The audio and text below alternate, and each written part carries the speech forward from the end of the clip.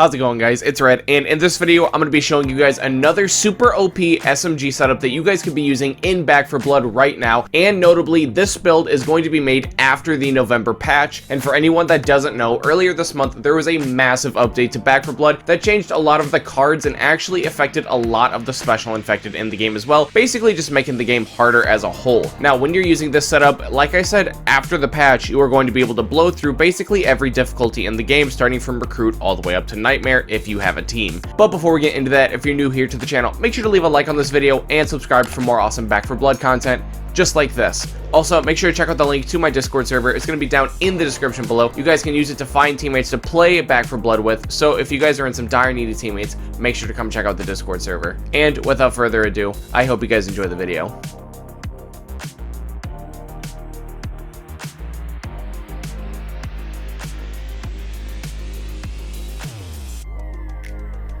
Alright, so here we are in the deck building menu in Back 4 Blood. This is the complete deck list, so if you guys are just looking to copy and paste, feel free to do so now, but I am going to be spending the remainder of this video kind of just talking about why every card is where it is and just kind of the purpose that it serves in the deck itself. So just a few tips about the deck and just kind of how deck building works in Back 4 Blood before we start is the order that you guys put the cards in your deck actually matters. So the first card that you put in your deck is going to be the first card that you see, and the 15th card that you put in your deck is going to be the last card that you see in the campaign. So therefore, you know, they all come in the same order that you put them in, so it's important to not put redundant same effects on each other. So you don't want to put, you know, like something like Cocky and then Shooting Hands right on top of each other, that because they're redundant weapon swap speed effects. You need to space everything out in the deck. And also another thing to add is that this is going to be post-November patch. So meaning that these decks kind of have to prioritize on like a few different things like now, so more than what we had to do before the patch. The main thing being the special infected and the main one being Tall Boys. Now the reason that I say that is with the November patch, the Tall Boys got a lot tankier. So that is why we are going to have to lean more towards of like a damage SMG build rather than like a speed SMG build. And I'll just explain all of it more in the video. So in the number 1 slot for the deck, this is going to be the deck's starter card. Now, this is going to be the complete engine behind the deck. This is completely why we play the deck. This entire card makes up the deck, and it is going to be Shredder, which reads, each bullet hit causes the target to take 1% increased damage for 3 seconds, stacks up to 15%. So this is going to effectively make it so everything you shoot at is going to take 15% more damage. I mean, granted, you have to hit them with 15 bullets to get like the full 15% damage, and being honest, most things that you're shooting are gonna die within 15 bullets, especially with all your bullets getting stronger each time you hit them. This is going to help you shred things like the new Tall Boys that are new super buff, and also the ogres got buffed in this patch as well, so they got a lot harder to kill. So having Shredder is just, it is an absolute must, I'd say, for almost any deck, but especially like a fast fire rate deck. I think that this deck specifically is where Shredder needs to be. I think with SMGs, Shredder is so much better than what it is with ARs, because just the high fire rate that SMGs have over ARs is what really makes this card good. Now at the number 2 spot, we have Admin Reload, which says when you stow your weapon, it reloads automatically with minus 15% ammo capacity as like the downside for using it.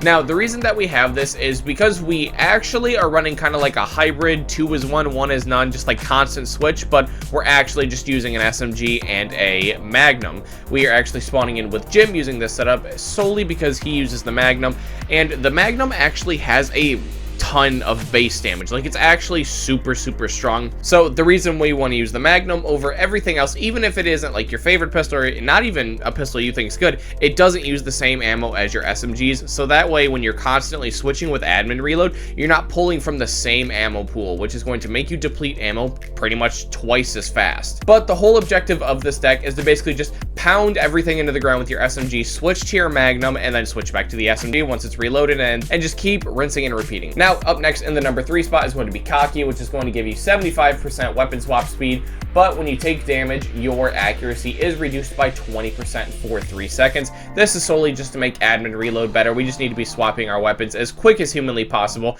That's basically all you need to know about this card. Now, in the number 4 spot is going to be Mag Carrier, which is going to give us plus 30% pistol and SMG ammo capacity capacity, and plus 10% damage with pistols and SMGs. Now, this card is putting in double overtime work in this deck. Like, this is one of the most synergistic cards with the entire deck. It's not necessarily the best card in the deck, because that's obviously like Shredder and Admin Reload, but this is by far one of the most synergistic cards with the deck, because not only do we use SMGs in this build, like, I mean, the title right here, SMG, you know what I mean? We're also using pistols and getting the damage buff and the ammo capacity for pistols and SMGs. That is absolutely ridiculous in this deck. It is by far one of the best cards in the deck. Now, in the number 5 spot, we have Hyper Focused, which gives us plus 50% weak spot damage, but minus 75% ADS move speed. I mean, yeah, the ADS move speed, it kind of sucks, but plus 50% weak spot damage, that is by far way worth the 75% ADS move speed. It is just so good, especially when you're mixing that Shredder Admin Reload combo. You're just going to be constantly pelting out bullets, and if you can just actually hit weak spots, you can melt Special Infected on basically any difficulty. Now, at the number 6 spot is going to be Marked for Death, which says mutations you ping are highlighted and your team deals 10% increased damage to highlighted enemies. Now, this essentially says anything you ping gets 40% more damage thrown at it, because if you ping something and all 4 of your players shoot at it, it's going to be taking 40% more damage. And this is mainly just for all the Special Infected, I mean tall boys in particular, since they got so much tankier over the update. This is also really good against ogres. It's just really good against big damage sponges, but since everything got tankier, I feel like Marked for Death definitely needs to go higher up in the deck than what it did before the patch. Number 7 is going to be Reckless Strategy. It just gives us 30% weak spot damage and minus 5% damage resistance. Same reason we're using Hyper Focused. It's just a worse Hyper Focused, but I mean, it's still good. That's, I mean, every reason we play Hyper Focused, the same reason we play this. Minus 5% damage resistance. 5% is such a low number that it's basically just not relevant. Number 8 is going to be Shooting Gloves, which is going to give us plus 25% weapon swap speed. Now, this pairs perfectly with Cocky. Now, you might be asking why I'm picking to play Shooting Gloves as my secondary swap speed over something like Guns Out, which gives us 50%, which, you know, 50 plus 75, that should equal 125% weapon swap speed, right? Well, the way that percentages work in this game is, so each ability has its own percentage category. So we'll take weapon swap speed for an example. So I know it's weird, but every time you go over 100% in some category, it'll actually start taking you down after you go to 100. If that makes any sense, I'm going to explain it the best I can. So we're using weapon swap speed as an example. This gives us plus 75. If we were to add the 50%, it would actually take us back down to 75%, because 125 is 25 past 100, so it actually starts declining. So if we were to use Guns Out and Cocky, if we had them both applied, we would pretty much just be getting the Cocky effect, but an extra minus 5% damage resistance. That's why Shooting Gloves is super good, because it's 75 plus 25. That makes 100% even. When you have both Cocky and Shooting Gloves on, that is the fastest weapon swap speed you can get in the entire game. Now, number 9 is going to be Speed Demon. This is also just a really good synergy card with the deck. It gives us plus 6% move speed while using an SMG and plus 35% reload speed while using an SMG. Now, this actually also really helps Admin Reload, just because it helps the SMG reload for Admin Reload. Just, it makes it go even faster. It's just another really synergistic card. It's just like Mag Carrier, but it's just not the best card in the deck. Now, number 10 is going to be Large Caliber Rounds. It gives us plus 7.5% bullet damage, plus 100% bullet penetration, and minus 20% stamina efficiency. I mean, the stamina efficiency, I mean, most of the time you should be moving slow, so the stamina efficiency really isn't that bad. As long as you're just like not Ramboing into every horde you see, you should be fine.